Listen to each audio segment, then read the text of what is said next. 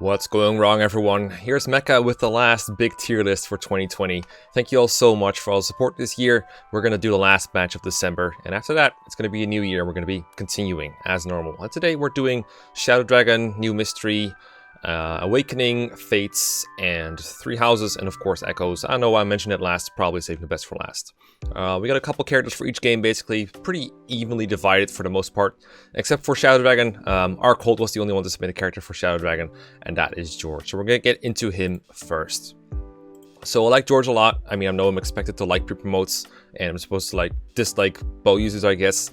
So he kind of falls in the middle, but he's pretty good for Shadow Dragon standards. I finished a Shadow Dragon Iron Man a while ago, and George was useful for a good part of it, like until you start warp skipping in faster playthroughs, and until you like the really nitty-gritty late game. There's like a portion of Shadow Dragon where your army feels like competent enough to sort of take on enemies, but not like you're really trading blows for blows with them fairly. It's more like you'll wait for enemies to get into your range and you take them down with either ranged attacks or effective weapons like Cavaliers and Flyers especially. And for Flyers, George is obviously very effective because he's got a base rank B in bows, so he can use the silver bow, and he's a couple shots away from using Parthia. And I've said it often, but in Shadow Dragon, weapon ranks at base are very important. In all the yes emblems, they are not because it's to give bonuses to your combat, in George's case to a bit of hit and attack, but they also let you use higher level weapons, and it's kind of hard to come by higher weapon ranks because they don't grow very fast. You can only get like 2 weapon experience per battle, and there's only like 1 arm scroll available reasonably early. And that one is kind of soon after George joins, but in this game he doesn't need it because he just joins Parthia already, almost like a couple shots away. And that's pretty good, and even without it, he's good with the silver bow. He's enough speed to not get doubled by most enemies by the time he joins. By the time he does get doubled, then he's really more of a chip bot, but for the most part, I find George to be very, very satisfactory. So yeah, I'm gonna put him, I think like the pre-promote camp is kind of like fine, like Minerva level. Minerva doesn't have like, she has the hot clear, which is not effective against anything, but it's just like good in general. And a high axe rank lets her use like the hammer and stuff. So similar utility, better class. But I guess he's like better long term. But her stats don't hold up as well. Whereas George, you can attack without taking a counter more often while doing more damage. So sometimes it's better to be George, and sometimes it's better to be Minerva. I guess overall Minerva is better. I could also like put him below Merrick because he's also like a chip bot with some more long-term use, although Merrick like isn't too great in long-term either. I think I talked about that a lot when I rated him, so it kind of depends. Maybe they shouldn't be in the same tier as Ogma. These two are weird because I gave him some credit for the usual casual play, but I don't think that these two are as good as Wendell and Barst, so they should at least be in the B tier, I feel like. I think that's fair enough. In case you're confused about what's going on, my Patreons submit characters for this big tier list. I'm going to tier everyone eventually, but I'm doing it in the order that they dictate me to because they get to demand things in exchange for giving me money, basically. That's what's going on. I think you knew that, though, if you're watching. If you came in 3 minutes into this video, I think you know what I'm talking about. So let's move on to FE12. So in FE12, we actually have a fair selection of characters, either because there's a lot of characters left in this game, it has a huge cast, or because I'm doing an FE12 Iron Man. Becipital is the one who submitted Elrond, Sir Thylol submitted Edsel, Leone, with no IE, just Leone, I guess, submitted Dice, Mentos submitted Abel, Melvin Liu submitted Melis, Arkhold submitted George again, Dorcas submitted Dolph, and Frost submitted himself. He submitted Frost. Like, okay, I think Frost is like the guy that's like last on like Choose Your Legend sometimes, because no one knows who the heck he is, and I don't blame him. So it's not surprising that he was submitted. I also know there's a fairly new Patreon that wanted to submit Frost, even though he was already in there. So he has at least one more fan than you might think. Before we talk about like how awesome Frost is and how underrated he is and all that stuff, we got Alvin here, and Alvin is someone I don't think gets talked about a whole lot. I rated him this batch as well because someone submitted him for FE3 as well. But I'm forced to use him right now in my Iron Man, actually. I trained him to C-rank stabs because Merrick died, and so did a lot of other people, so it's kind of like the best I've got. So I've learned to appreciate what he brings to the table. One thing I appreciate is his base level was high enough to promote instantly, so instant access to Bishop and Sage.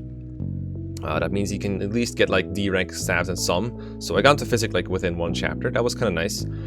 He doesn't have the ability to use Excalibur like completely right away, But I think what I ended up doing is I promoted him and gave him arm scroll that I had lying around that I just kind of saved for a rainy day, that let him use the Excalibur so he doesn't need to be jealous of Merrick anymore, and just go ahead and do his thing.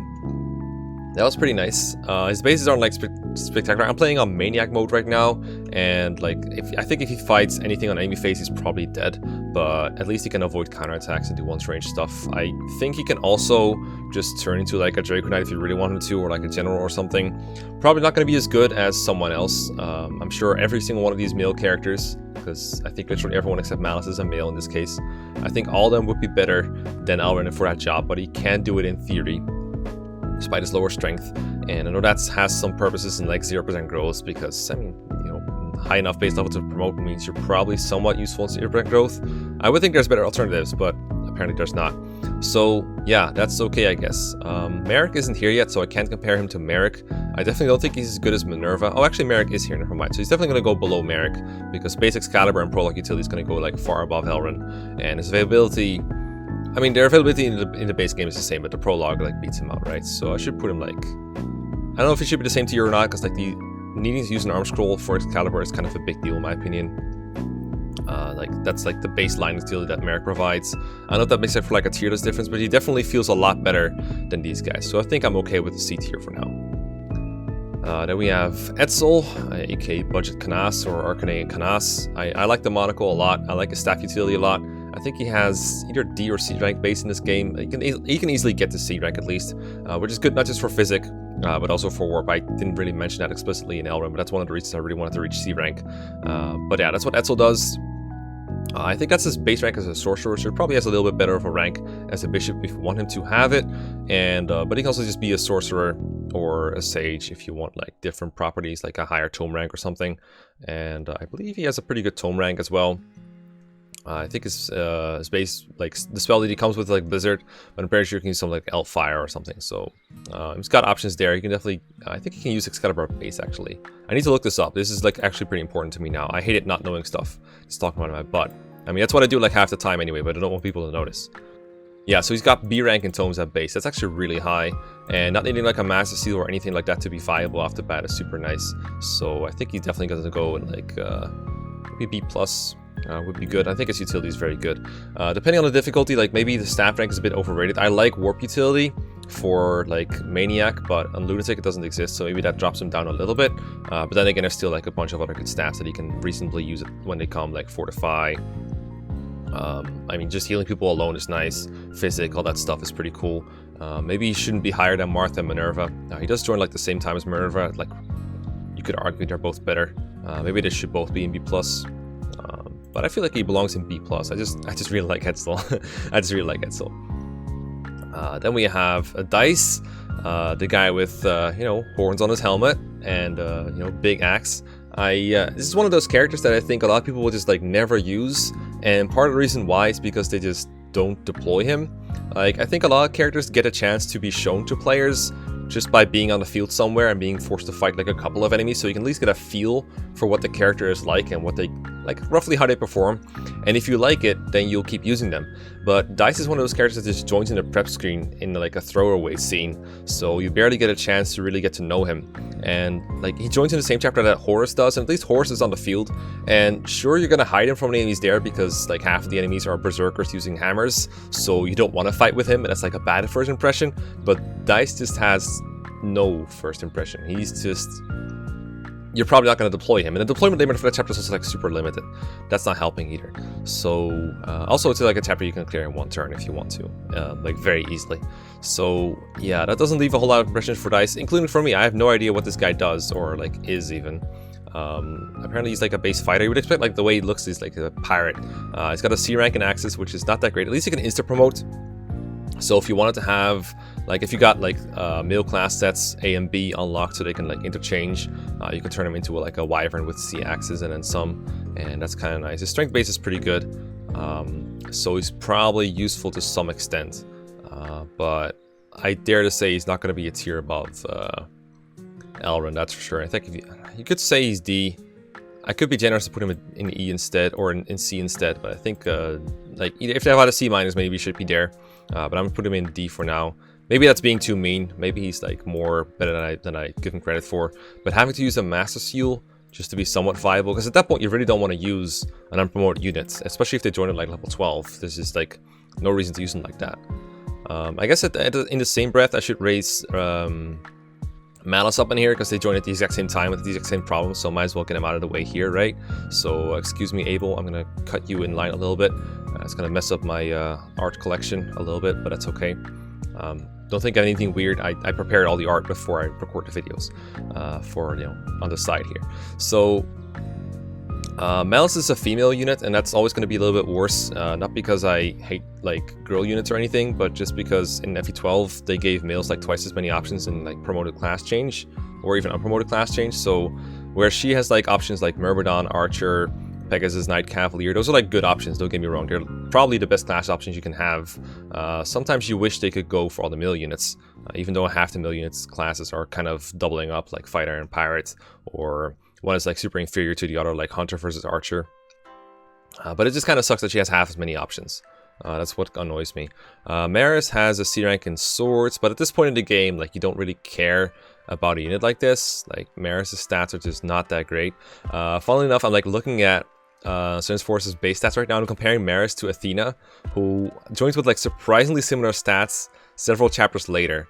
Athena actually joins with 3 less speed, not counting her prologue level ups, and then everything else is basically the same. Melis actually has like much better luck and better defense. In fact, it's kind of dumb.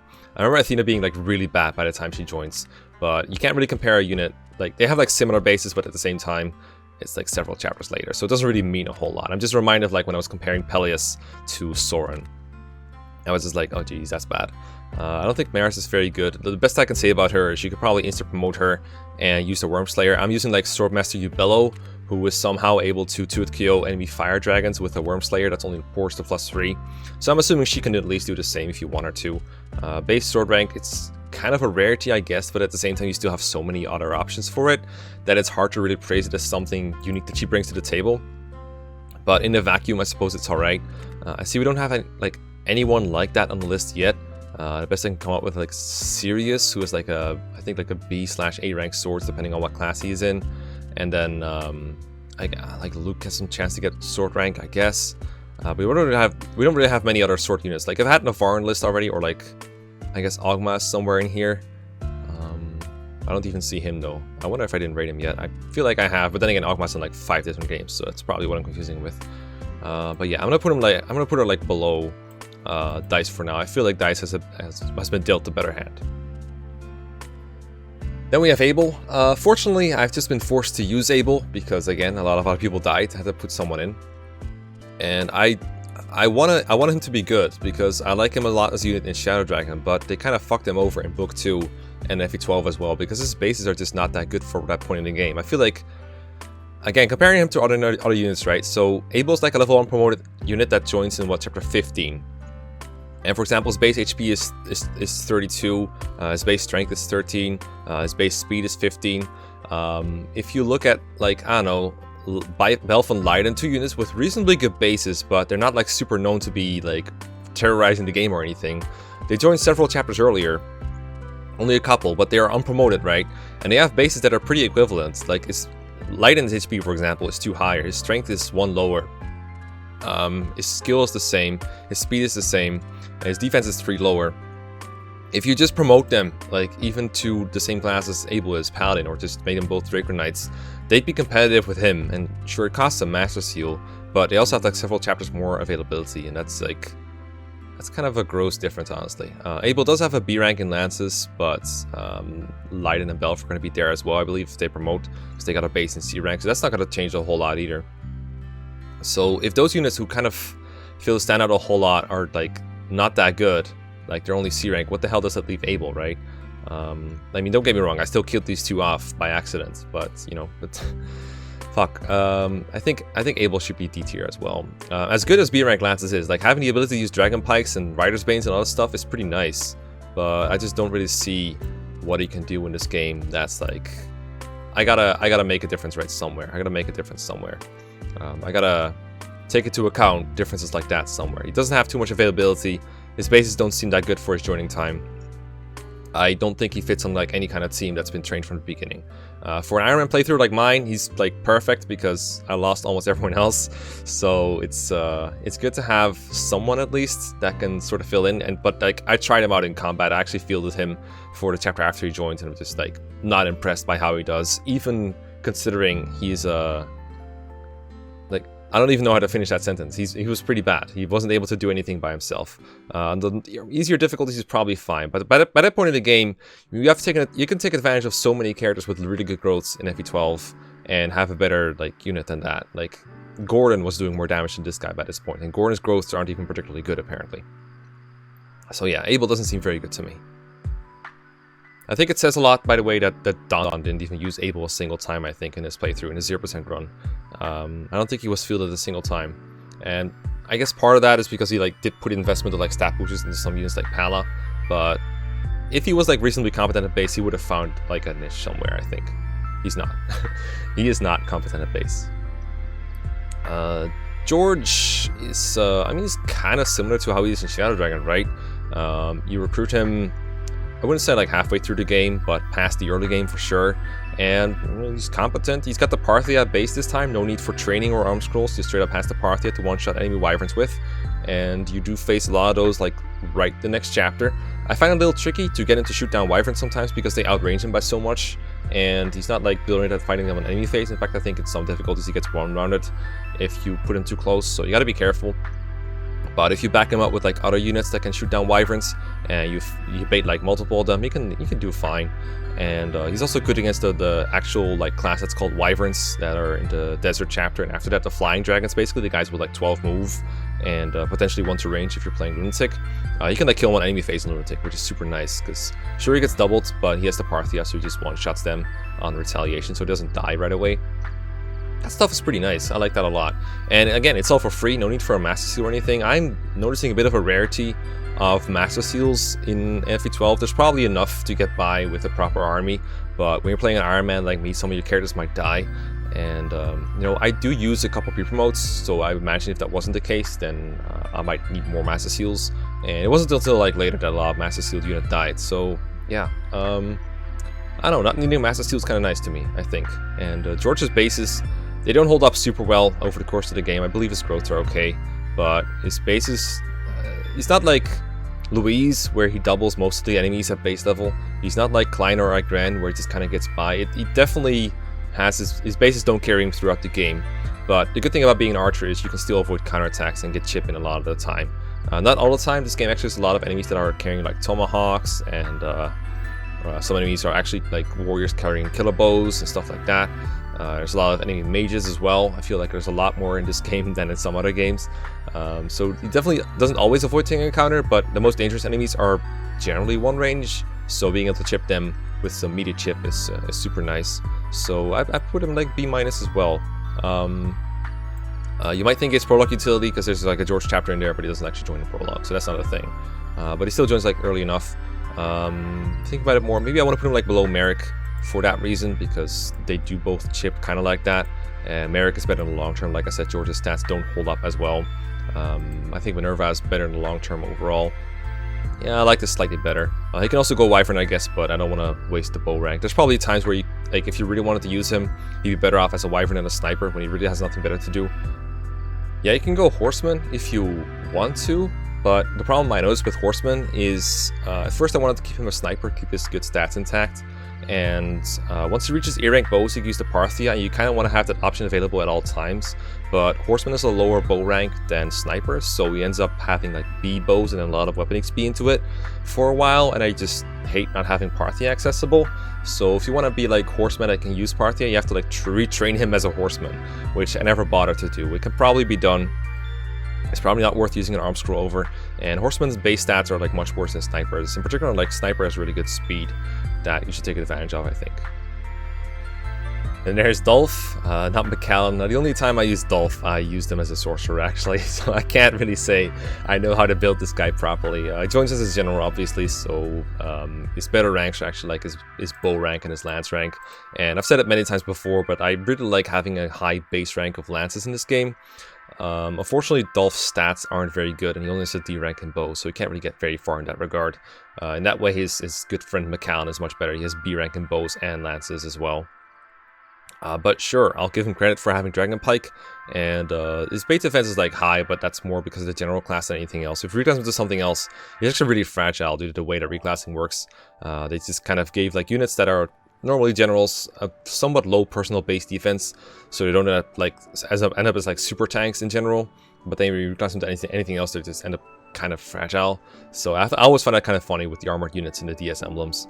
Like with Draug and with Roger as well. They have like really good speed and then really bad defenses.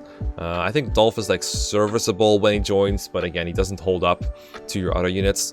I could see him being like better than like these guys, so like a high D, low C kind of guy at best. I enjoyed using him as a sorcerer, but it was mostly because I was really lacking in staff units at that point, and I wouldn't recommend it to anyone. I believe his magic is particularly good. He's like a 1 base in it as a general, so I can't imagine it's very good overall. I'm gonna check his growth for a laugh real quick. I'm curious what it is, but I remember he like never leveled it up. Basically, he was like with like base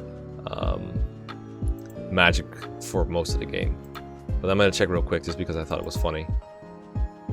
Yeah, no, he has a 20% growth as a sorcerer and 0% in every other class. So yeah, don't do what I did.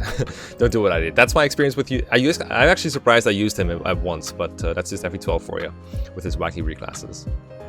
And then last up for FE12, we have good old Frost, the man himself. I don't know if I'm just hallucinating this, but I'm pretty sure he got last in Choose Your Legends sometime. I'm not sure, but either way, I don't actually think Frost is that bad. Again, my Iron Man might be coloring my experiences here, but I also lost some staff using units, and I'm really looking forward to just having a free C rank staff user on my team. As bad as that sounds, just having Warp and Physic available on another unit with reasonably good magic. Like, what is his base? I mean, magic isn't that important for units in this game, because all the staffs have infinite range if they are ranged at all, and it doesn't make too much of a difference for healing. So I don't think it makes a very big difference, but I'm just curious what his base magic is. Yeah, so he's got 9 as a bishop, which, I mean, if it was any other game, it would be very low, but magic bases in this game in general are not too high. Like, I think Edsel is one of the better ones in this game, and his magic is like 11, so yeah, I think that kind of speaks for itself to how good that magic is. It's good enough to get a bit of healing in, and I actually talked to Donovan about, like, what do you think about the healing formula in this game? Because in GBA, it's a lot more generous, right? If you heal someone with like a heal in GBA, they're probably going to be nearly topped off in the early game. And if you use like a mend, they're always going to be at full health, almost always. Whereas in this game, it's like, okay, if you want to heal someone to full, you're probably going to heal them like maybe 2 or 3 times, even in the early game, with a normal heal staff, if they're like down to 1 HP. And if you use mend, they might not even be topped off. You might need like a heal and a mend to get someone completely full. So it's a lot more costly that way too. It gets you more experience if you're playing slowly, but it also feels tedious. And for me, it always feels bad because healing staffs are expensive and I want to use my mounting on forges and not stupid healing staffs. But it also makes for more interesting tactical decisions because you can't just heal someone up after they do like a huge enemy phase and be like, all right, you're ready for another one. You actually have to spend multiple physics if you want to do that. And if you don't want to do that, you have to find alternatives, which is, you know, it's technically pretty interesting. But if you don't want to think when you play Fire Emblem, like I do sometimes, then it's pretty bad. It's not great. Anyway, I think that Frost is like, I think like, he joins late, he really does, but C-rank staffs is not to be underestimated. I like it a lot at base. I think Donald only used him for like 1 or 2 chapters, not that many times. But for like an Iron Man playthrough, he's obviously going to be worth more. For my casual playthrough, he's obviously going to be worth less. Not worthless, but worth less. So I'm kind of rating him with that idea in mind. A low maintenance C-rank staff user, I think that's pretty good.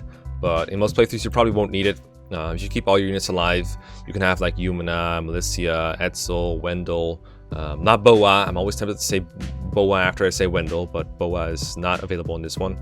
And there's probably someone else. Like if you use someone like, even if you had Ubello reclassed to Cleric and used him for most of the game as a healer, then he would still be at a reasonably high staff rank to where you could not need Frost at all.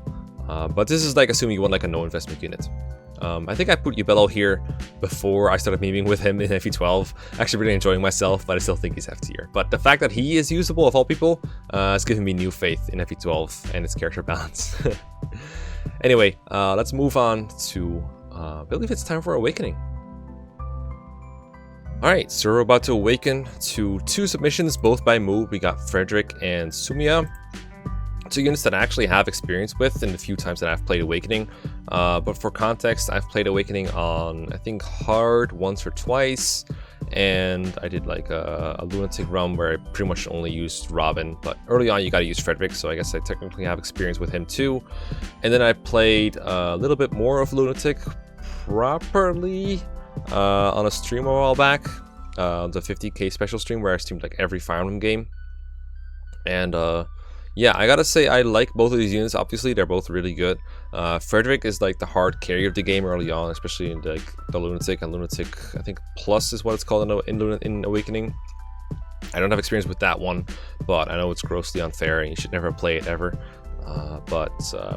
Yeah, Frederick is pretty important because literally everyone else either gets 2-shot, and if they don't get 2-shot, they probably get 1-shot. Like it's insane to me how many of your units get 2-shot or 1-shot in Awakening, especially the 1-shot part. Like people like Sully just straight up getting 1-hit KO'd by enemy fighters is like, okay, Awakening, calm down, dude.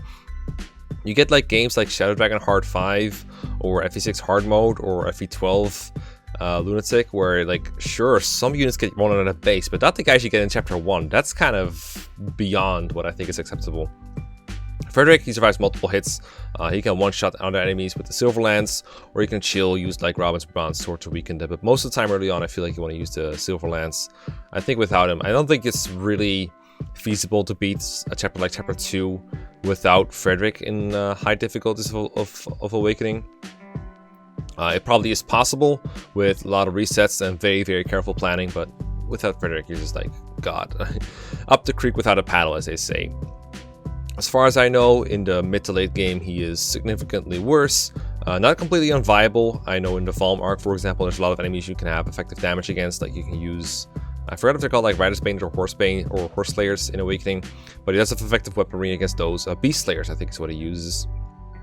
Pretty good against some other enemy types as well, so he can be useful for that. And if nothing else, he's a pretty good stat backpack you can use for just about anyone. I think the Great Knight class in general just gives good bonuses, and he just has good modifiers as well. I believe he gets Luna somewhat soon. I don't particularly like Luna a whole lot in Awakening, but it's there, I guess. And yeah, I think he's pretty solid overall. Pretty good. I'm a pretty solid, I mean like super broken. Obviously early on he's like the best unit. I do think he's worse than Robin overall because of like just how badly his fast growth with Veteran and his ability to like basically carry the whole game on his own back. Like he does that even more solidly than Frederick does. But early on obviously Frederick is better. It's just I got to like chapter 3 or 4 and at that point Robin was already outperforming Frederick. And at that point, there's just no return because Robin grows so much faster. I believe he has like slightly better growth too, depending on your boons and banes and all that stuff. So once Robin has surpassed Frederick, there's no catching back up. But there's no doubt that early on, Frederick is the carry. But I do think Robin is, I think I've said it before, I think Robin is the best character in the whole franchise, the best unit in the whole franchise, I should say. Generally, I try to say like character is for, you know, support, story, dialogue, basically. Units is statistics, performance, tier list, that kind of stuff. So yeah, Robin is the best unit in the whole series. I still hold that opinion. Frederick, not too far behind, but a little far behind. I don't think I've even thought of him for like the top 15 best characters ever, for example, because I don't think he has the longevity of people like Seth and Titania from FE9, but he's still really good, like really, really good. Sumiya, I also think is really good. There's like always a big debate between like Cordelia and Sumiya, but I'd like to like move away from that for a second, move away from that class by class comparison, and just talk about Sumiya as a unit in Awakening. For what I could tell, like sure her HP, strength, and like defense aren't too great, but almost no game gives you easy fixes like Awakening does in the pair-up system. Like once she's around and you pair her with Frederick, that basically solves all of her issues. Now that, don't get me wrong, pairing with Frederick solves almost anyone's issues. But I think Sumiya is one of the few units that can kind of be trained feasibly and be used like a normal Fire Emblem character in Awakening Lunatic. I'm doing this kind of based on like both hard and Lunatic as much as I can, because Lunatic is just so degenerate that I think most people just play on hard mode and just accept the fact that it's going to be slightly easy. I think she's every bit as good on hard as she is on Lunatic, but I think she stands out on Lunatic more because people in Lunatic is so restricted from what I feel like, that if a character can stand out there and be reasonably viable, that's like a big plus for them. Obviously flyer utility in Awakening is great. Gale Force is a broken skill. I don't think she can feasibly get it very soon. If you do go for it though, it's obviously going to be very, very good and very nuts. If you grind for it, also very good. But even without Gale Force, even without Dark Flyer, I think Sumiya is just very powerful. Being able to fly around in some of the heavy terrain maps and pick off enemies very easily, it's pretty good. Just give her a good, strength defense booster like Frederick, and she should be good to go. Not the greatest start, obviously, but I think the investment kind of pays off. Not the kind of broken flyer that someone like, I don't know. She doesn't become as like bulky as someone like Heath, for example, but I still think she's one of the better units in the game by far. I would put her like either an A+, or I think Frederick deserves to be a tier up on her, but I still think she's one of the best units in the game.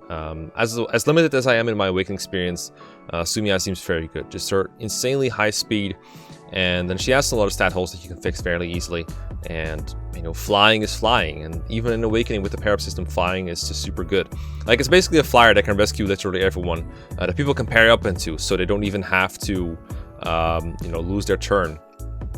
You can pair someone with Sumiya, fly over to someone else, and either attack them with Sumiya, or you can drop that person if you want to, or you can switch to the other person, have them attack instead. So she can give someone like, I don't know, let's say you wanted to attack someone like super far away with Crom, or Vake, or God forbid Donald or something, or Frederick. You can do that with Sumiya's help. That just makes flyer utility really good in my opinion.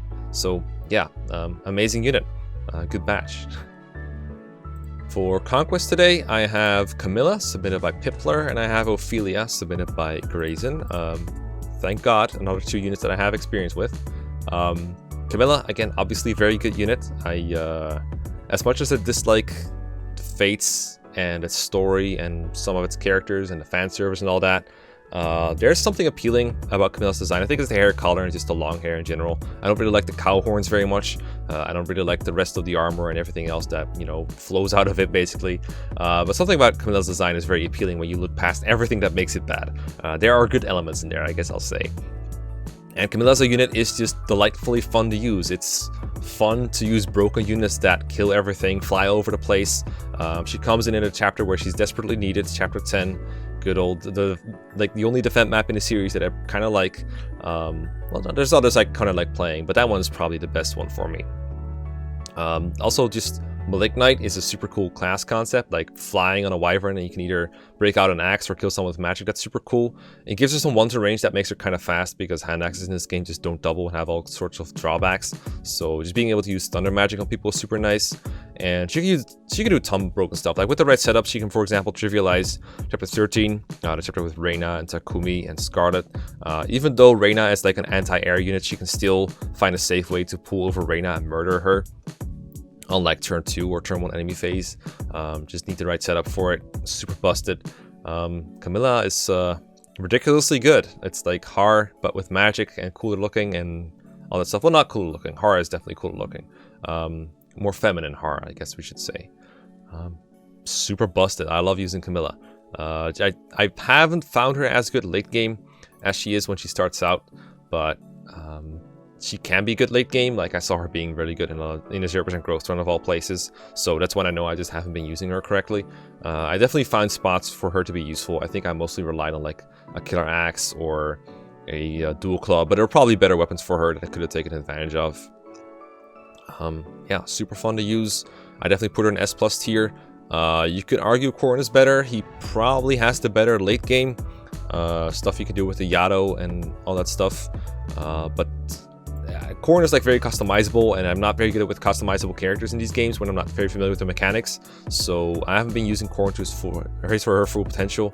For me, Camilla was easier to use, but I'm sure you could find an argument that Corrin is actually better. Like I'm assuming if you had Malik Knight Corrin, they would eventually outclass Camilla, but I'm not 100% sure on that. Camilla does have the better start, but then again, Corrin has more availability to their name. I don't know if you want to count like the prologue, like the first 6 chapters of the game against Camilla, because they're not really part of Conquest per se, but more of Fates as a whole. If you count those availability points, where Corrin is maybe not your best unit, but probably your best unit. Depends on how you rate Gunter. Then I could see an argument for Corrin being better. If you don't count them, then there's only like 4 chapters where Corrin is around where Camilla isn't. That's a lot less of an ability lead. So yeah, I think you can argue it away. I think I've seen it argued both ways, but I don't think anyone will be unhappy to see me put all these characters in S+. I think this is the whole S+ tier, by the way, of Conquest. I don't think there's anyone else that deserves to be up here, but I might be wrong. I might be forgetting someone important. Then Ophelia is like, I think this is the only child unit that I got, or I got Percy as well, actually. But it's one of the few pairings I did was Odin Dark, was setting up an Ophelia. Because I was inspired by Zoran Vitz, I just wanted to make a machine, like a destruction Ophelia of my own, and it was just super fun to use. The build I went for was I paired Odin with Camilla, actually, funnily enough. So I guess I got a mom-daughter thing going on here. Don't quote that out of context, please.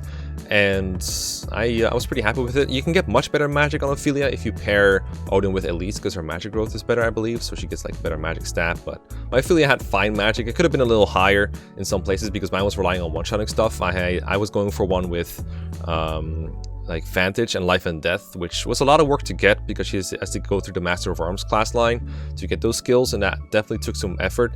But if you set it up properly, you can probably get it more easily than I did. I'm not very good at like finding efficient grinding methods. Again, I recommend Soren's channel for setting up a good Ophelia if you want that, because it is definitely very interesting. It was a lot of fun to use. Ophelia is just a very fun character to use. I'm not sure if she's great or not, because the setup that is required for it does take either a lot of planning or a lot of slowing down, one of the two things. And, you know, planning doesn't lose you turns or anything, but if you have to super elaborately plan your clear throughout a whole chapter, sometimes it's almost like you're just spending a bunch of turns, and sometimes it's even faster to spend a bunch of turns, and Conquest doesn't even lend itself to grinding all that much, or like slowing down. There's not a whole lot of grinding chapters in that game to begin with. So I still think if a unit requires a metric fuck ton of planning to be good, then that's like worse than a unit that doesn't require any planning. I think no brain units are better than big brain units, basically. But big brain units can be more satisfying to use, so that's why I like Ophelia. But I'm not sure if I should give her credit for being that good. I would like to put her in like the same place as Odin. Odin obviously is a more early game utility, and long term you can replicate a lot of the stuff that Ophelia does. Ophelia just like turns out to be a better version of Odin, basically. From what I can tell, they both have access to the Master of Arms class line. So because, you know, Owain Dark is a thing, so he can do the whole Vantage thing too. But she's just better at it. The main reason I wanted to use Vantage Life and Death build was so I could one-shot a lot of ninjas in the Ryoma chapter. That was a lot of fun, but that takes absurdly high magic. I think she needed like Trample from Camilla as well. I was very fortunate she was able to get that, because otherwise I would have needed to, I think, marry Ophelia to Corrin to get Tome Fair from Omnioji or something. But instead I managed to make do with Trample, which was basically the same thing. And I think I used Malefic Aura and a couple of other things. I don't remember off the top of my head. That run was a while ago. Some of the most fun I've ever had with Fire Emblem, definitely with Conquest.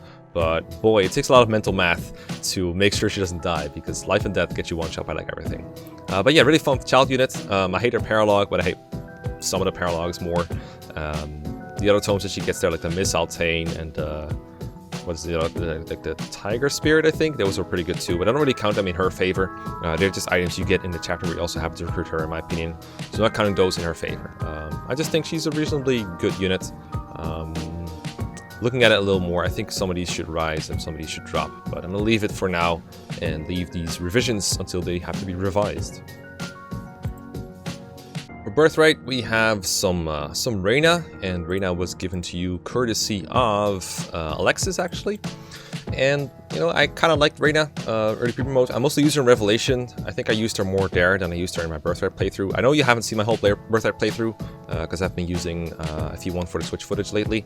And I streamed like a couple chapters of Birthright for my 50k special, and I used some footage before that, but I haven't like commentated it, so it hasn't been like very clear how I use these Birthright characters at all. But I used Reyna for basically the chapter she became available in Birthright, and for a while afterwards. I don't think I ever dropped her yet per se, but I used her for like flyer shenanigans and emergency hidden runs. Well, she can't hit and run because there's no Kanto, but you know what I mean, like, right, like sniping stuff, that kind of thing. And I like her. She's free utility, and that's good. Anti-flyer is nice.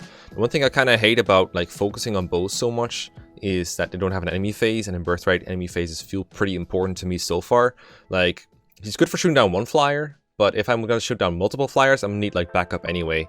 And if I'm sending in a bunch of backup, it's almost not that good to have her around, because she's just an enemy phase liability. So if she's going to places that are like hard to access with other characters, it's almost not even worth sending her there unless there's like only literally one enemy. She can also use lances though, and I could definitely do better at like optimizing whatever lances she uses. She is, you know, not bad. I believe her rank is just about the same. It took me a while to notice actually, but her lance rank wasn't as bad as I thought it would. I thought it was like literally focused on bows, because she's got that reputation for being like an anti-air unit, right? Let me look up what the lance rank is real quick, because I'm curious. I think overall she's good. I kind of like similar vibes as Scarlet, in that like it's a flyer. Flyer is always good. I know a lot of people have access to flying classes in Faith through some kind of Heartsea or Friendship Shield shenanigans, so it's probably not as exclusive as it is for me when I'm going through minimum effort to reclass my characters. Yeah, so she actually has a higher lance rank than a bow rank. She actually has C rank lances in this game and D rank bows. I wonder if that's different in Revelation, because I could swear it was different in Rev. I just want to check that real quick. I'm not going to counter Rev performance here, because I kind of want to stop doing that altogether. Not to say like that this game didn't exist or anything. Yeah, no, she has C rank lances and D rank bows in Revelations too, so I know what I was talking about. I guess I just like focused on her as a bow user and didn't really realize she can use lances fairly well as well. Obviously the bows are like the easiest way to use her, because you know, shooting down flyers is pretty easy, but using everything else requires a brain. I also remember in Revelation, in her joining chapter, she actually got killed because I didn't realize that I recruited her by talking to Saizo. I talked to Saizo, I was like, wait, how do I recruit Reina? And she just killed by a couple of enemies in the forest, and I was too dumb to reset over it initially. And then after I got a bunch of comments about it, I did reset and play that chapter. I think like she feels similar in Revelation as she does in Birthright. Fairly good. Doesn't hold up permanently. Not like I think like Saizo, for example, I think is a better late game overall than Reina. Reina's growths feel kind of underwhelming. I think they're very focused on strength and speed, and not a whole lot else. And those are the most important stats, but it kind of hurt her durability. I think I saw her die a bunch of times in the elevator chapters, for example. Birthright is an easier game, so she's probably fine there. I'm gonna put her like around here. Still very good. You know, flyer with solid stats overall, I think. But yeah, Birthright, not my favorite game ever. Yeah, there you go. We got Reina in here. Next is Lilio's submission of Jenny for Shadows of Valencia, and this is actually the second to last character for Echoes. There's only one character left, and guess who it is if you haven't peeked already. It's pretty funny. Jenny is ready to roll, joins super early in Celica's act, and has a whole act of healing utility there, and then another one in Act 3, and then just all the way through the game. And I think her claim to fame is probably like healing at first, and then physicking, and of course Invoke, which is pretty cool.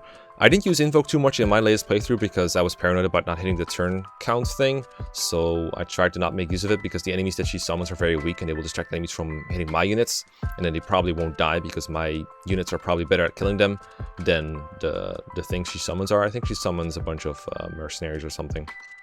A bunch of weak dudes, a bunch of scrubs, not like the Dreadfighters that Silk summons, or the Pegasus Knights that, what's her face, summons to Tatiana. There we go, that's the one I was looking for. So, still pretty useful skill to have, pretty useful against Cantors to distract all those enemies, useful against like very strong enemies that you don't want to target down, that you don't want to target down your actual real characters. And you know, physicking is nice. I got physic a little late. I wanted to have it for the desert forts, and I really wish I did, but I ended up not having it there. I think she learned like either midway through or the map after. I think for the Greece map I definitely had it. That would have been really nice because her movement in that chapter is shit. Overall healing is very useful, especially because Celica can't do everything alone. She gets heal a little late for my tastes. I got it like around the desert fort too, but that was not very useful again because her move is so shit. Yeah, useful healing utility, and when she turns into a saint, you get all kinds of useful advantages like the self-healing stuff or the healing adjacent ally stuff in the swamps, which Celica has way too many of, and you know, physic utility in general is just super nice. Sending off your Dreadfighters and your Falcon Knights and having her heal them is super useful. So yeah, I kind of like Jenny. Obviously, not as busted as like Pala and Katria or even Silk. The lack of warp sucks, but I'm not gonna like put her a bunch of tiers below Silk for not having Warp. I'm just going to judge her on her own merits in Celica route. And for that, I think she's fairly useful. Probably around the B tier somewhere. Could see her above these boys. Definitely, I think she's better than Dean. I'll put her like around here somewhere. It seems about right. I think it's fair to put her above Celica. I think an extra healer, especially when you have very few healers, is more useful than an extra spellcaster. So yeah, this is roughly what I'm gonna go with. B+, ready to roll. Alright, last but not least, we have 3 houses, 4 characters. A very weird batch actually, 2 DLC characters when I don't have the DLC.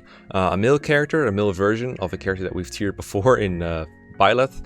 And then we have the duo who is Blue Lions exclusive. So a very strange batch indeed. If I sound any different, that's because I took a bit of a break from recording this and I just looked back and I was like, you know what, I'm not happy with how I started off this 3 houses segment. I wasn't even like halfway through. So I'm just going to redo it real quick. So if my voice sounds different, that's why. I just moved a syllable for no reason. These characters, let's see who submitted them again. So Blue Caterade was the one who submitted Constance and Yuri. And then Kirby Master submitted Bilath and Corey submitted the duo. So thanks to you all. Now, as I said, I didn't get the D3 House DLC. I played it. I played Tinted Shadows. So for references, like what these characters play like, I'm mostly going to talk about Tinted Shadows. I'm still going to try to base their actual tier setting based on what I think they do in the game. I did look up their like Banes and Boons and stuff just to make sure I sort of knew what I was talking about, but I have no actual experience using them in the game. And I also just don't have the DLC. So the meta of 3 houses, like what's good and what is less good, it really changes depending on whether you have the DLC or not. You have access to all these extra classes and extra bonuses. You even have like extra stat boosters to give out if you want them to. So it creates like a whole new category. And all along, I've pretty much been assuming no DLC. I haven't really been like factoring in something like the Dark Flyer class for Lysithea or Marianne or anything like that. I've just been assuming the basic straight game. So in that sense, they're going to be odd ones out no matter what I do. But I'm gonna try to be fair to them, all right? So Constance, I actually kind of like what her class build goes for with like, she has like a flying boon, and then she has an authority boon, and then she also just uses reason magic very well. I thought Constance was one of the most fun characters to use in Tinted Shadows. I thought all the DLC characters were fun, but I especially like the freedom that Dark Flyers offered, you know, being able to hit and run. Even though her character was like very fragile, she got one-handed by just about everything, or her unit was very fragile, I should say. It was just super fun to chip with her. I believe she had access to bolting as well in there, and was able to like just cast long range magic everywhere if she wanted to. Limited amount of uses, but still it was very useful at times. And yeah, I thought it was just super fun to use. Obviously she died a lot when I was careless, but you know, that's to be expected when you have a frail flyer that's weak to bows. So yeah, there's that. In the main game, she probably should still go Dark Flyer just because her Banes and Boons just match up for it so well. Obviously, you wouldn't want to put her in like any kind of physical class because her magic is just so super good. I think it rivals Lysithea's, if not surpasses it. And that DLC class is very good, but that makes her hard to compare to other people that might want to go Dark Flyer, like, I don't know, Flane or Marianne or Lysithea. They might want to do that too. A fun thing to note about Dark Flyer is that there's only one flying magic-based class. I forgot what they're called, but I think it has Stride on it. And yeah, if you only have one, you're probably only going to want to have one flying battalion, because all the other flying battalions, they're just going to like not boost or even reduce their magic. You don't want that. Assuming you're going to want to max out her power. I believe she also has access to Rescue if you boost up her Faith. Obviously, Rescue is not as good as the Warp that Happy gets, for example, but it's still like very much worth noting. It's one of the reasons why Flane isn't any lower, for example. It's just the Rescue utility. And again, I can't really measure her against Flane without Dark Flyer. But the combination of high magic and rescue is obviously very alluring. So with that alone, I think she has like some unique utility that warrants putting her like a tier above like Ingrid and Hubert, I think. Again, a 3 houses tier list is a complete mess, and I'm fully well aware of it. And the DLC is going to throw it more, like, it's going to throw it off even more. But hey, if people want me to talk about the DLC characters, I will gladly oblige. Her personal skill is kind of funny, where she like gets like different stat boosts depending on whether she's inside or outside. The sun gimmick, like in character, it's stupid, but it makes her for a more interesting character. I believe most of the 3 houses maps that you play on, that you actually get to fight on, are all outdoors. Like that's like the majority. So you should probably assume that. Let me just double check. I think she gets like a defensive boost if you get that. Yeah, so outdoors she gets defense res +3. Probably not super useful because she's not exactly a tank to begin with, but it might save her from dying sometimes or let her do some things she otherwise wouldn't. But indoors the strength and magic +3 seems more useful, mostly the magic. So pretty cool personal skill. One more quick thing I want to note about the DLC characters that I noticed as I was researching for this. One of them, like all of them have sword boons for some reason, and the other one is like they're surprisingly min-maxed. Three Houses like a lot of characters that only have like a couple banes and boons. Like for example, Ferdinand has like 4 or 5 boons and then no banes whatsoever. And there's a couple characters that's like they just have a couple, like maybe half of their thing is filled with either something they're good at or bad at. The DLC characters, they're super min-maxed in this regard. They like almost their entire thing is filled, like either they're bad at something or good at something. If you don't have a bane in something, you probably have a boon in something. I also thought that was pretty funny. But yeah, other than that, Authority Boon is nice because it lets her use high rank battalions, and that's pretty cool. Anyway, Yuri, I think it's one of the few characters in Three Houses that can be argued as somewhat footlocked, which is a bad sign in a game with huge maps and a lot of mobility options. Because, you know, movement stacks, and if you can move very far and have cancel, that's very good. But this guy, they gave him a horse bane, and they gave him a flying bane, and then they also gave him a lance bane and an axe bane. So they were like, all right, this guy wants to be on foot, and he wants to fight stuff. Obviously, he's supposed to be good at like magic and swords. His class is like Trickster, I think is what it's called. It's supposed to make use of magic and swords alike, which is not a super great combo in this game. Like Mortal Savant tries to pull it off and it never really took off as something that's advisable to do. Yuri, I thought in DLC was very fun to use, partially because of obviously foul play and Feathers of Dromio, I think they're called. Now, in case you don't know, these kind of items, the Feathers of Dromio, you can actually use them on like anyone. They do kind of require a crest, because if you don't have one, you're going to take 10 damage, but literally anyone can use them if you want to. And sometimes taking 10 damage is even good, is even a good thing. So I don't think it counts in his favor very much. I think it gives like the Pavai's Aegis effect, kind of like the Thyrsis does for Lysithea and Lawrence. But I don't think that's a very big deal either. So I'm not going to count that as like his personal utility. And you can, like, even in the DLC, you can trade that thing around. But I didn't trade it around a whole lot in the DLC because I just wanted to use characters with what they were intended to have, if that makes any sense. And it made for a fun combination with foul play where he just switches places with someone else. That was one of the very few movement options that they gave in the DLC. They didn't give him like anything else besides something like reclassing Pilda from Pegasus Knight to Warrior and vice versa. That's like the only flexible option we got, and then like having Claude fly around or not flying around, stuff like that. And that made a lot more fun. I wish they gave us more tools like that, but hey, at least it left a positive impression for Yuri gameplay-wise on me. But yeah, supposed to be focused on swords, but swords are just not a very good weapon type, even in Three Houses. I know there's a lot of arguing about which is the best weapon type and which is not, but if you're only locked to one, by definition, your options are very limited. And when the best class in the game is Wyvern Lord, you kind of want to have the option to be one at least when we're looking at a tier list setting where you're trying to want to like maximize how broken everyone is.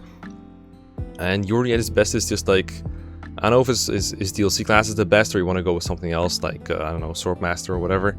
To go for some like Crypt build, I don't know. But I don't think Yuri is very good in this game. I think he might be one of the worst characters. Not the worst outright, but I think if anyone is going to go in one of the lower tiers of Three Houses, I think it has to be Yuri. I'm not sure if he's actually better or worse than like Casper and Ashe. They both have some pros, although Casper's is literally like +10 hit on whoever else attacks the enemy he's next to. So I'm going to give him the benefit of the doubt, put him a little bit higher up than him. But yeah, I'm not a super big fan of Yuri's stat build. I want to see like one more thing real quick. I want to see what his authority was like again, because I remember he has like a bane in it, but I want to make sure before I say something stupid. Yeah, no, he actually does have an authority boon, because, you know, he's the leader of the Ashen Wolves or whatever, so that's good.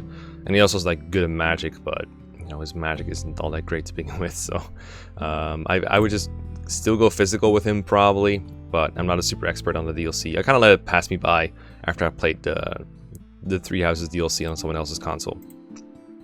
But yeah, that's Yuri for you.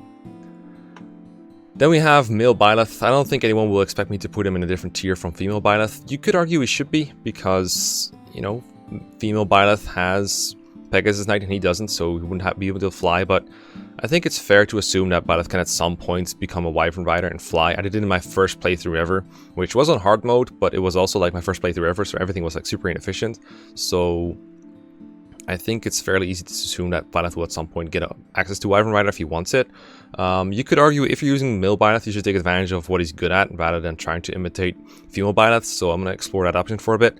I've started numerous new files using male Bilath and trying to make him punch people because, well, first of all, punching people is fun. It's one of the first things I wanted to do when I first saw this game in the trailers. You could punch people in the face like 4 times and they would die because, you know, our gauntlets are brave.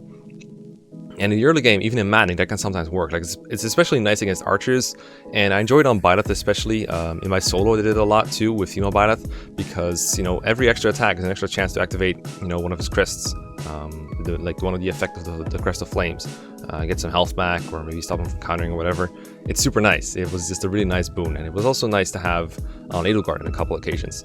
So yeah, you could do like a War Master Bilath kind of thing. I've never finished with it. I reckon it could work on a Lightning one as well, something weird and dumb like with the Aura Knuckles, but I've never really gotten to that point because all those runs that I started with male Bilath trying to punch people, I kind of got bored of them. I'm sure you're aware that like 3 houses burnout is a very real thing. So yeah, that's probably something interesting to explore. Obviously, gauntlets don't really synergize with flying, so you're gonna have to like choose one of them. You can't use gauntlets while you're on a mount. So, but yeah, I'm very interested like a grappler kind of build, or Bilath could work, or like a War Master one. Try to get quick riposte and taking advantage of that. Quick riposte is kind of weird when you think about it, because it's like a War Master ability, but if you fight an enemy phase, then you're not making use of the Brave effect, so you kind of want to use, I don't know, you want to use axes or something in that case. That's kind of weird. I don't know how you'd like try to optimize that. But I think Bilath still has like all the other traits that make him good. The fact that he doesn't have any Banes, the really good charm and authority that can be boosted with tea time. The fact that he has really high base strength as well, like it rivals like Edelgard and Dimitri, who are both powerhouses. Bilath was very instrumental in the Blue Lions Maddening mode low turn kind of playthrough, partially because of his good stats. The fact that he's always there in a really tough map like Hunting by Daybreak, and he's always like a huge part of the solution to it. Whether he's striding someone else like Claude, or boosting someone else's movement, or just taking on everything himself, using like the Aegis Shield to stay alive. And obviously, the lack of flight early on is going to hurt a little bit, but in the end, he can still be a really good Wyvern rider, so I don't think there's any reason to... I don't know, like, I think it's fair to still put him in S-. I think that is fair. I could see it otherwise. Sometimes I kind of wish it was just like one entity in the tier list maker, but I guess they have different portraits, so here we go. Obviously, female Bilath is the more optimal solution, and I'm like arbitrarily putting him below Claude, just for lack of Wyvern access, even though Claude also doesn't have a Wyvern for quite a significant amount of time until like the time skip, so in that way it matches. I still think Claude is like superior. Something about his combat feels a little more clean, I guess. And like Claude can still get like a Wyvern in part 1. Like you can unlock his axe hidden talents, and then you just get to Wyvern Rider fairly easily. So I would still say Claude is more flexible in that regard. And Claude is like the bow boon, and like a Wyvern on bows is like super good in this game if you're trying to do enemy phase combat. Like he has quick access to close counter, curved shot, all that stuff. He gets a little sooner than Bilath. Bilath just kind of swings his sword at people, or some other kind of weapon. And that can be good, but I think Claude is a bit more flexible as far as maddening is concerned. Then finally, we have Dedu, exclusive to the Blue Lions. I personally, when I first played Blue Lions Maddening, I expected him to be really important for me, because I saw a lot of people were like, damn, this guy is like super good and important, and I'm so glad I have a tank like this.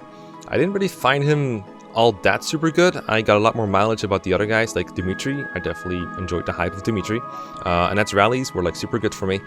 Felix, very, very strong character early on, where you just use his personal skill to your advantage and take advantage of his high stats. But the dude was like always heralded as this other part of why Blue Lions early on is easy, because you have a tank, you can take hits. But I didn't find it too useful. I don't know why. Maybe I just don't take on enough enemies at a time. So the few enemies I do fight by like kind of turtling through the map, it's kind of ironic. I know why I'm saying that. It just never ended up being super relevant for me. And by the time like chapter 5 or 6 rolls around, I kind of just didn't really full-time train to do. I mostly just used them as an adjutant for Dimitri to boost his damage output, and I mean occasionally I would use him still, but you know, if you're in 3 houses, if you don't use someone like full-time for the whole thing, then they're gonna drop off sooner or later.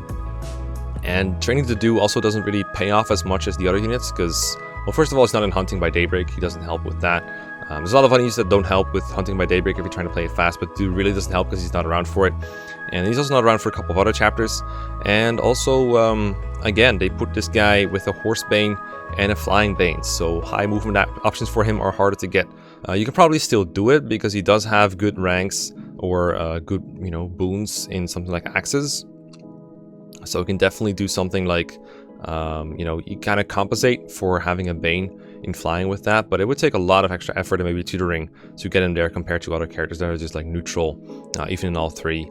For example, Bilath is pretty much neutral in all the things you need to be Wyvern. So is Felix.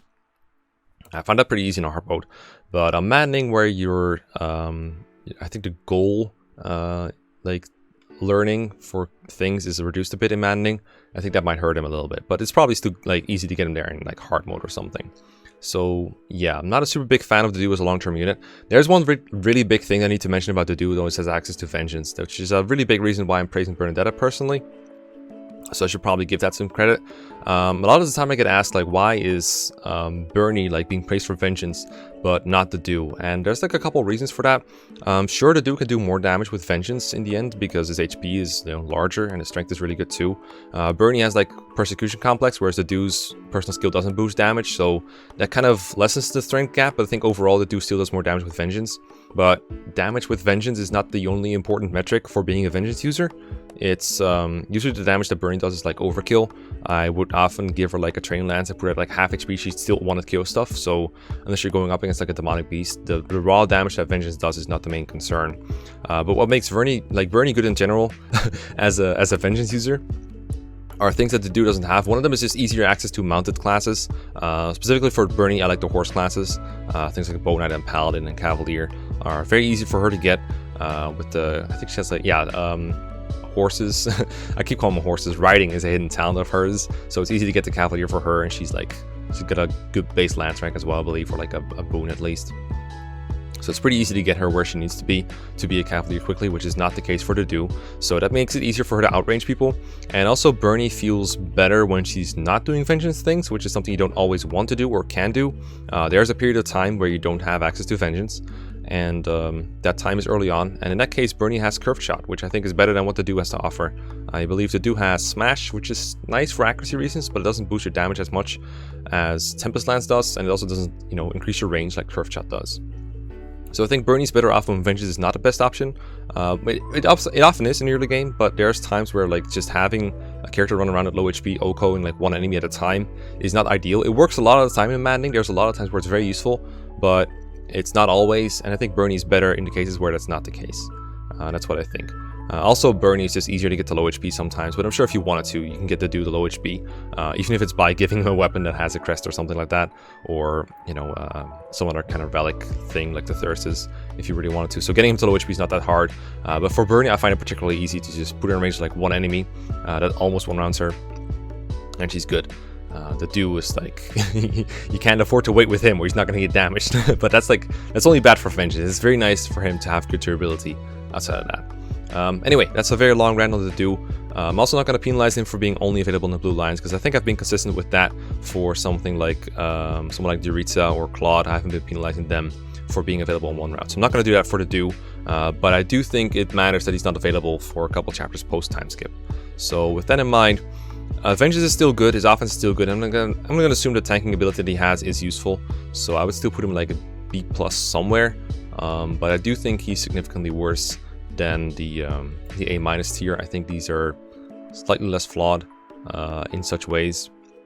It feels weird to penalize him for availability, but it's also the Riding Bane and the Flying Bane that get him down here. Availability is not the only factor, because otherwise like Yuritsa and Sethith would be lower, but they're not. Anyway, that's the last couple characters. Again, thank you so much for supporting me. I really appreciate it. Let me go over what characters are left so you guys can have some inspiration for the next submissions. I'm probably going to post this on like December the 29th. If I hurry up, I can probably upload it by that time, so that people who are only pledged for this December can submit characters for like one last time before they're signing off, which is perfectly fair. So this is what's left for 3 houses. I know it's like Hanuman's not on whole frame, but you can tell it's him, right? So we got Hanuman, and Gilbert, and some DLC characters, and that's it for 3 houses. Otherwise the game is actually done, because like everything else here is like an NPC or an enemy only. So let's keep that in mind. Also always check for duplicates, guys. Always check for duplicates. So that's for 3 houses. For Echoes, we only have 1 character left, and that's Conrad, which is funny because like I spent a lot of time in my Echoes Let's Play kind of shitting on Conrad, but he's probably going to be picked for next round. So next time we'll probably be finishing off 3 houses and Echoes. We have a lot of, this is Birthright, so we have a lot of Birthright left. I still haven't finished that game, but I'm getting closer. So that's there. We have quite a bit of Conquest left as well. There's a lot of children in there, which I'm probably going to save for last if I'm going to do them at all, because out of these, I only have experience, a little bit of experience using Percy, and that's really it.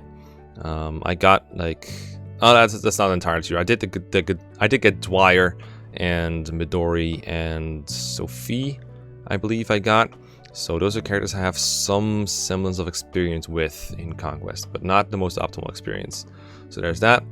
But yeah, we still have like Jacob and Shura, and I don't know how we still have Jacob, Izana and Mozu and Fuga. Those are all still there. Kana kids, probably gonna tier these as 1. Yeah, Shigure, haven't gotten them ever yet. But yeah, there we go. We have some Awakening left. We have quite some Awakening left, actually. Probably because I said I don't have too much experience with this game. So there's Awakening. We have a lot of FE12 left because that game's cast is just huge. But I have a feeling these are going to be filled up very soon because, you know, the FE12 Iron Man is happening. We have some Shadow Dragon left as well, quite a bit too, including Marth himself. Interesting. So you have those, and this one is empty. So yeah, that's all I got for now. So thanks a lot. I'll see you guys around. Peace. Goodbye. Love ya.